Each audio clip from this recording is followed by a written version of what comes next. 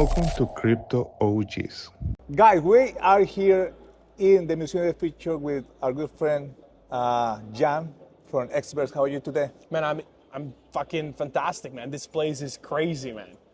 It's like I saw it from the outside and I'm like, is this real? Well, is it real? Is it even real? And of course, guys, you are coming here to support the event, Yes. the whole Bitcoin community, the Yeah. meme pool. But before talking about Xverse, I actually have my wallet here. I have Xverse. Let's go. One of the proud member of Xverse wallet. Let's get it. But let's go all the way back. Before talking about Xverse, let's talk about you. Yep. How long you been in crypto? So actually for me, I've been in crypto, like really, really deep in crypto since 2021. Okay, well. So this is kind of my first cycle. So I actually joined crypto. It's funny. I joined crypto at the ultimate bottom Yes. after Terra Luna, Yeah, oh my God. FTX, Yes. etc. That's when I decided like it's time to go all time in. to go. Because like I look at these things as like, you know, to me long term it makes a lot of sense. Obviously I do understand that meme coins and NFTs, maybe it's like a niche thing for a specific group of people, but I think like crypto, blockchain, especially Bitcoin side of things, just makes a lot of sense to me long term, technologically speaking. And so I actually like the fact that like whenever somebody shits on something, whenever like there's this like down period where everybody's like, oh, this is gonna go to zero, I actually like to be like both. going Yeah. even further because I think the opportunity is the biggest Because at that time. there's like so many underdogs. Exactly. Like, I mean, ultimately, like, you know, you're kind of challenged by these things. But when you actually look at it from a business standpoint and opportunity standpoint, you know, the ROI is the greatest, right? Because you're kind of going from a low point potentially to like much higher. And I think the great example is that I remember when ordinals started, right? Yeah. When this craze around ordinals and these meme coins on Bitcoin started, Bitcoin was around 16K a coin. Yeah. And like now it's 100K, right? So like we have done more 100 than to 102,000. yeah, so we have done more than 5x just from the beginning. And so it's just kind of a testament that if you just focus on building something really cool and just like kind of devote yourself to the technology, to the trend, like long term, you're not there just like, okay, I'm gonna go in and out for 2 months. You know, you can actually, you know, capture really interesting opportunities. I believe everything happened for a reason, you know. 100%. There's cycles up and down, also in civilization, you know. I don't 100%. want to bring word, but we have a word that then everybody had to rebuild from scratch. And then the biggest economic course started back then, right? Yeah. And I think that happening in crypto right now. Like people lost hope 2 years ago, but the Yeah. people that stay, Yeah. now Man, they're they're all reaping rewards, man. Like just look at like Magic Eden just dropped the token, It was you know, crazy. basically dropped like $700 million on the community, just the Amazing. people that basically the biggest were- airdrop, yeah, of the history. I am not sure if it was the biggest airdrop of history. I don't have the numbers, but just like kind of looking at it like, you know, 2 years ago when these things started, you know, like the people that actually like went all in and been like active users and traders, they're the ones that are getting like most of the airdrop. They're the ones that are getting most of the money from platforms like these. And so it's crazy, right? Like, you know, I mean, I'm not the biggest whale, but I got a good airdrop too, you know? So I'm Good. fucking happy, you know? Merry Christmas to me, you know? Feliz Navidad.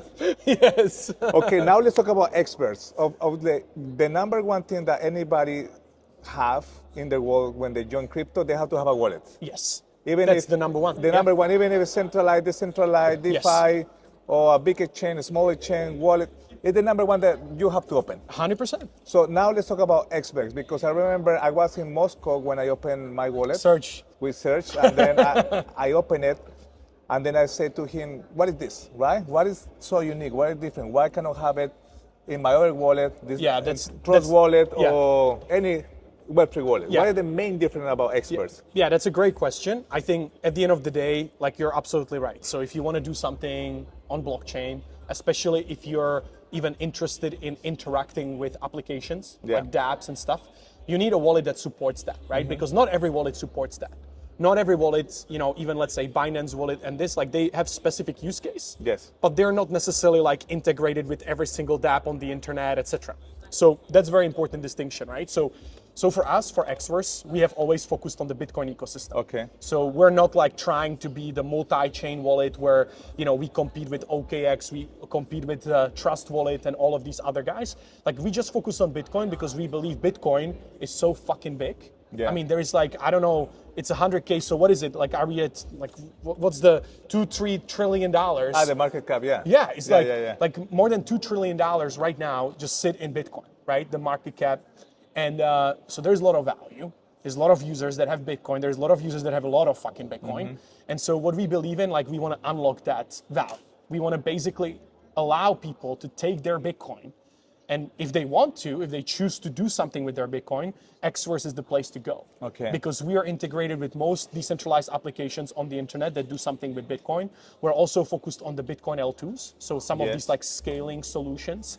We're also like obviously looking at payments. We don't support Lightning yet, but we're looking at like many different ways how we could support like interesting Bitcoin payments, like very quick, very cheap. And so at the end of the day, we basically want to become the hub for everything for Bitcoin, you know? So if you want to take your Bitcoin, transfer it, do something with it, earn some yield, buy some JPEG, buy some meme coin, do whatever you want to do, you're going to do it with Xverse. So that's ultimately the goal, what we are focusing on, and why we're different, because many of these wallets that you mentioned, or many of the other dozens of other wallets, they either don't focus on Bitcoin, they only support Bitcoin as the asset, like Bitcoin L1, but they don't support these ordinals and runes and all these other protocols, or they are not Web3 on Bitcoin, meaning that you cannot take that wallet and connect to Magic Eden and start trading, you know? And we basically pioneered this entire thing. Like back in the days when Magic Eden was started, we actually provided all the APIs to them to create that wallet connect that you now see for Bitcoin. That didn't exist. Wow. Like 2.5 years ago, that didn't exist. And we, because we're the wallet company in the space and we provide a lot of infra, we basically work together with all of these companies to develop that standard and to make sure that people can actually easily spend their Bitcoin on a marketplace, for instance. Amazing. So there is something quite unique about wallets as well and wallet users. So you have the wallet, you have somebody that's very new, you know, they need to get on board. Yeah. It's easy, they need to understand how the 12 seed phrase work, and now how the UX work, how to buy, how to sell, how to transfer. That's the one user. But then you have the heavy users that they feel they need to have control of their assets, right? Yes. So not your keys, not your wallet, not your 100%. money. But then you have also a bunch of people that want to join in crypto really fast. Yes. Let me talk. It's just an analogy. Phantom wallet, bro. Phantom, it helped the last 6 months to grow the whole ecosystem based in memes. I was talking to Serge about this in Moscow. Yeah, crazy. How? Because I have a lot of feedback for you guys, by the way. We'll do it later. 100%. But I think so that's what we need to, because I also truly believer, Bitcoin Maxi, we need to make it simple for Bitcoin, but Phantom did it simple for Solana. So 100%. I was talking to my friend, I was in a birthday party with kids, you know, with kids, teenagers, kids, and I was talking to 2 kids, 12 and 14, both Phantom wallets. I said, why? Because we bought this meme of Fortnite. Yeah. That's what I want to do with Bitcoin as well. 100%. I think to maybe attack that point is, I'm a user of Phantom Wallet too. I use it for Solana because I think it's the best Solana wallet out there. And, you know, obviously, again, yes, so for Solana, you will go for Phantom. Solana ecosystem is very developed around these memes. Yeah. And, you know, there's a lot of liquidity. There's a lot of these, like, things like pump.fun, whatever, because, you know, Solana as a blockchain is very fundamentally different to Bitcoin. Because Solana is fast, you know, smart contracts, obviously, etc. The scalability is a whole new level. Bitcoin is slow. You know, it's like you need to sometimes wait for 10 minutes. Sometimes I need to even wait for like 60 minutes to have a block confirmed. I can do a workout in the meantime, you know, like I can just say like, okay, like let's do a sauna session or something. And then I can come back and like my asset is maybe in the wallet, but maybe not. And so those are some of the limitations that we need to deal with. And that means that it takes time, you know, like we cannot like say that we're going to be comparable to Solana in like 1 year, right? Because we're waiting for potential upgrades of the Bitcoin network that would allow us to do more like smart contract things, because right now Bitcoin has very limited smart contract capability. Bitcoin can do smart contracts. Many times people think, no, there's no smart contracts on Bitcoin. There are smart contracts capabilities, but they're highly limited. And so you can do only very basic stuff. And so we're waiting for a potential upgrade of the network, which is already in discussion for the past basically 2 years. I think we're getting there. I'm not saying it's going to happen tomorrow, but I do believe next year we have a very high probability that something could happen. We're also waiting for some of these L2s. You know, there's a lot of Bitcoin L2s that are trying to build bridges and trying to build scalable solutions that would get us closer to like the Solana experience. And then to your point, like how do you kind of get people into the Bitcoin quickly? It's like, we as a wallet, we 100% understand this.